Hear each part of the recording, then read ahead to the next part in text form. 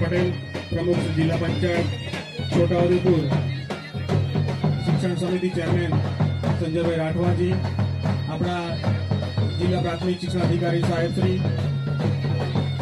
तमाम डिस्ट्रिक्टना DIC coordinator Shri खूब ज जोरदार कार्यों उत्साह साथे मंच तरफ प्रयाण करी रह्या छे अने तमामनुं आगमन आपणा माटे शुभ छे। त्यारे